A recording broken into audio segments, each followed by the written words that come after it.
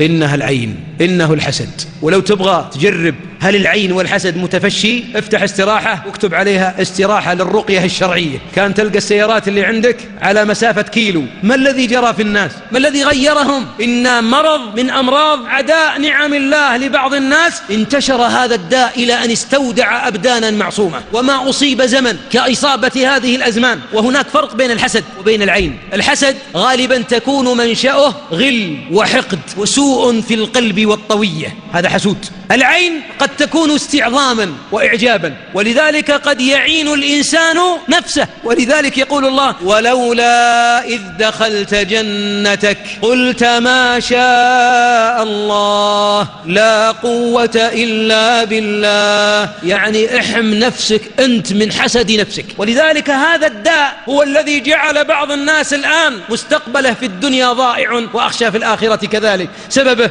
أنه عجز يرضى على أن الله يعطي خلقه. ألا يوصل الحسد أحيانا إلى القتل؟ بلى. بين الطلاب الآن طالب ما شاء الله متميز، ويجي الطلاب البليدين الكسالى: غششنا. أنا لا أغشش أحدا، قال الوعد الطلعة، ثم يضربونه. أصلها الحسد، انتقال العين الحاسدة إلى بدن معصوم غافل. قديما معاشر الأحباب كان الناس في بيوت متواضعة وفيها الشايب وعياله 6 وكلهم متزوجين والمجلس واحد والقلوب متآلفة والصحن واحد. فلما كبرت البيوت توسعت البيوت وضاقت القلوب، وانتشر الحسد بين الناس، وصار الإنسان لو دعي إلى فرح غالبا الزواجات يعقبها مرضى العيون ومرضى الحسد. يتجملون الناس فيظهرون في قمة العافية وفي قمة الجمال، فتعود امرأة كانت ساكنة آمنة في سربها معافاة في بدنها، كانت قرة عين زوجها، فإذا الأحزان والبكاء والتلوم ابتدأ وجهها يشحب، يؤلمها ما بين الكتفين وآخر الظهر، برودة في الأقدام، تنقلب حرارة، تنميل، ضيق في الصدر، آلام في القولون، نزيف، شرود في الذهن، النوم متقطع، خوف من الخروج، لا تريد الزوج، تترك العادات الجميلة التي كانت عندها، تقرأ القرآن وتتوقف، تحب صلة الرحم وتكره جاراتها عندها فصارت لا تريد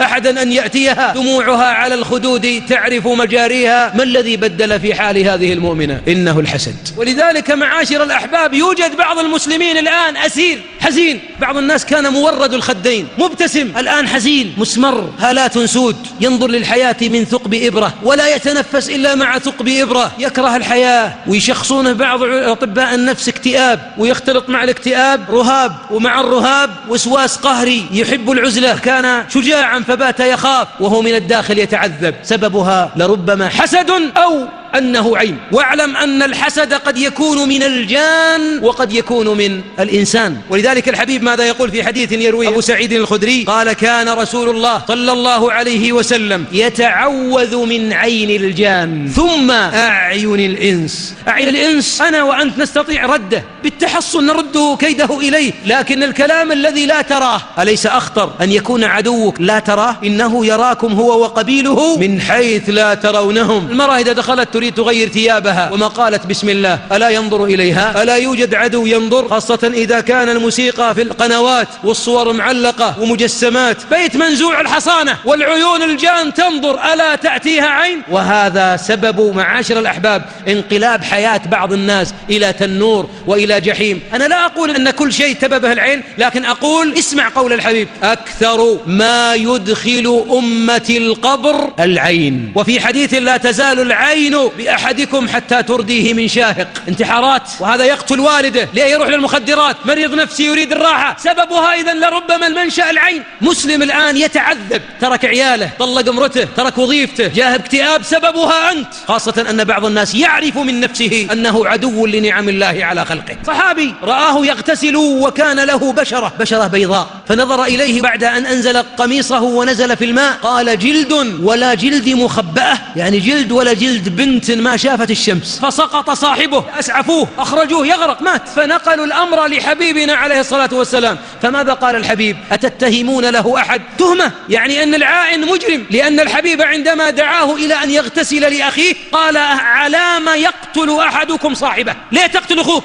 ألا هل بركت؟ وبعض الناس يفرح بأن هذه الخصلة العفنة فيه، لكني سأعطيك بعضا من أوصاف الآلام والآثار التي تشعر بها بعض الناس الناس ويتعايش معها، ولربما هي العين أو هي الحسد. تلاحظ التثاؤب المستمر، خاصة إذا دخل الصلاة يتثاوب دموعه تصب. إياك والوسوسة، إياك والوهم. أقول هذه الأعراض إذا فيك بس اقرأ المعوذتين مع الفاتحة وتنتهي. التجشؤ الدائم، البكاء بدون سبب، اصفرار الوجه، السفعة، صفرة مع السمرة، النحافة غير المسببة ولكن هو لا يعرف السبب، لا سكر ولا ضغط، يشعر بفقدان الشهية ولا علة مرضية، العزلة وعدم حب الناس يسمونه الرهاب، الأمراض العضوية المفاجئة تنزل جميع. ارق نفسك مع أخذ العلاج، لا أقول اترك العلاج، احذر، عالج بدنا عضويا وعالج نفسانيا. أيضا الدوار، بعضهم يشعر بدوار دائم. أيضا ترك الأعمال بعد بدايتها، يبدأ متحمس ثم يترك العمل. أيضا الخمول والكسل، كان نشيطا وبات كل أمر يسويه يتعبه، إذا طلع مشوارين رجع تعبان كأنه صاعد إلا جبل. كذلك أيضا العصبية، الغضب،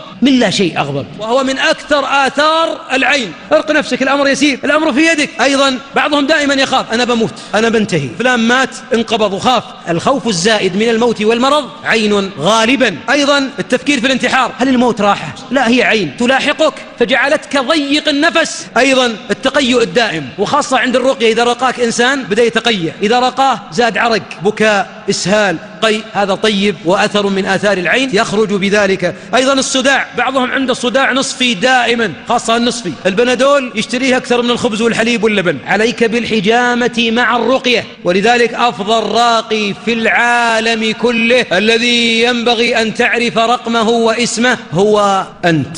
لابد أن ترقي نفسك بنفسك، لأنك أنت المضطر. أما يجيب المضطر إذا دعاه ويكشف السوء. أنت المضطر، ارق نفسك وارق أبنائك. حبيبنا كان يعوذ الحسن والحسين قبل نزول المعوذتين بقوله عليه الصلاة والسلام: كلما أراد الخروج أعيذكما بكلمات الله التامة من كل شيطان وهامة ومن كل عين لامة. لما نزلت المعوذتين اكتفى بهما عما سواهما. نحتاج إلى أن ترقى، ولذلك في صلاة المغرب والفجر يسن للإنسان أن يقرأ المعوذتين ثلاثا حتى يقوى التحصين في استقبال الليل واستقبال النهار. يحصن نفسه بقوله بسم الله، لأن قول بسم الله ستر ما بيننا وبين أعين الجان. يكون على وضوء دائم، يصبر على العلاج. بعض الناس الرقية ما يصبر عليها، ولو قيل له خذ علاج السكر 20 سنة أخذه. ولذلك علاج العين إذا عرف العائن فإنه يؤمر بالوضوء، يتوضأ ويغسل داخلة إزاره ما يلي بدنه، ثم يسكب الماء هذا على عاتق المريض، ما يشرب منه، يسكب بقوة على عاتق المريض فيقوم بإذن الله كأنما نشط من عقال مع استمرار الرقية. أما إذا لم يعلم العائن فالرقية، ولا يوجد تخصصات في الرقية، استشاري وأخصائي وطبيب عام ورقية ذهبية ورقية فضية، والرقية هي الرقية. مريض الحسد، مريض العين، مريض التلبس، مريض السحر، هي القرآن، هو القرآن، وهو بيد من ضرب به بقوة. أي حاسد، أي ساحر، أي عين، جن أو إنس، أنت أقوى منها إذا أولا تحصنت في الصباح والمساء بأورادك. ثانيا أن تستر محاسنك. بعض النساء تجمل الطفل إلى أجمل ما يمكن دون تحصين وتطلعه، فينظر إليه رجل ما وهب الولد، تنظر إليه امرأة ما وهب أبناؤها الحسن، ثم بعد ذلك يتلوم الصغير. يعني أن بكاء الطفل بدون سبب غالبا لربما يكون عينا، الطفل ما يعرف يتكلم. لماذا لا تضع يدك على ناصيته وتقرأ الفاتحة 7 وأوائل البقرة وأواخر البقرة وآية الكرسي والمعوذات أو المعوذات، وتنفت على هذا الصغير لعل الله أن يرزقه العافية.